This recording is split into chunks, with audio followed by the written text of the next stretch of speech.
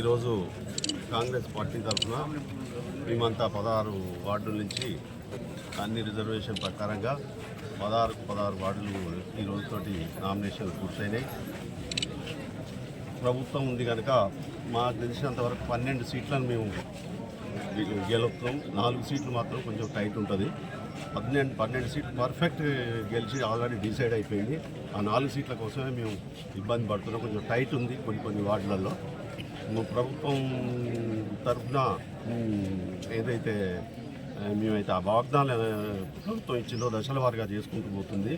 రేపు జరిగిపోయే ఎన్నికల తర్వాత మేము గెలిచిన తర్వాత చేయబోయే పనులు కూడా చాలా అభివృద్ధి పనులు చేయాల్సిన అవసరం ఉంది.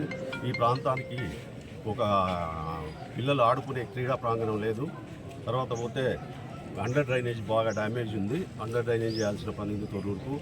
ఇంకా ఇక్కడ ఒక fire station, register office, STO office, వీటన్నిటిని కూడా మేము రేపు గెలిచి పనులన్నీ చేసి గ్రామంలో అభివృద్ధి పడటానికి ముందుంటామని తెలియజేస్తాం. 5వ వార్డు ఝాన్సీ రెడ్డి గారి నాయకత్వంలో ఎమ్మెల్యే గారు యశస్వి రెడ్డి నాయకత్వంలో మేము పనిచేస్తున్నాం. 5వ వార్డు నుంచి మేము పోటీ చేస్తున్నాం. 5వ వార్డు ప్రజలు బ్రహ్మరథం పడుతున్నాం. బ్రహ్మరథం వాళ్ళు గెలిచింది, నన్ను నిలబడమని నేను కాదు, వాళ్ళు అక్కడ వార్డు ప్రజలే గెలిచింది. ఎందుకంటే గతంలో నేను సర్పంచ్ చేసిన కనుక గత అభివృద్ధి చేసిన అంటే ఇవాళ మున్సిపాలిటీ బిల్డింగ్ కట్టింది నేను, పక్కన గ్రంథాలయం కట్టింది నేను, సెంట్రల్ లైటింగ్ చేసింది నేను, వాటర్ స్కీమ్ డెవలప్ చేసింది నేను, తర్వాత శ్మశాన వాటిక చేసింది మేము, తండల వేల్స్ వాటర్ స్కీమ్ బాగా డెవలప్ చేసినాం. ఆ నమ్మకంతో నాకు ప్రజలు కూడా బ్రహ్మరథం పడుతున్నారు.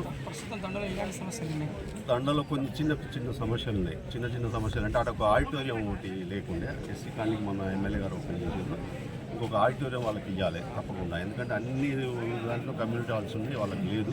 అదొకటి చేయాల్సిన అవసరం ఉంది. దానికి సపరేట్గా వాటర్ ట్యాంక్ కూడా ఇప్పుడు ఒకటి వర్క్ నడుస్తుంది. కొంచెం వాటర్ ప్రాబ్లం ఉన్నట్టుంది ఇక్కడ.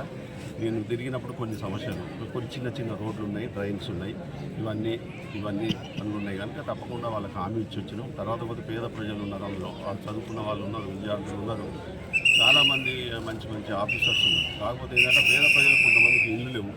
రేపు గెలిచిన తర్వాత ఉన్నటువంటి డబుల్ బెడ్రూమ్ ఇల్లు వాళ్ళు లేని వారికి నిరుపేదలకు ఇస్తాం. తర్వాత స్థలాలు ఉన్న వారికి మిగిలిన ఇల్లు ఇస్తాం. ఇప్పటికే 300 ఇల్లు ఈ ఇయర్ ఇచ్చారు. అదేవిధంగా ఇంకా 3 సార్లు అంటే 900 ఇల్లు మేము ప్రభుత్వం తరఫున ఇచ్చి ఎస్టీ ప్రజలను మేము ఆదుకుంటాం.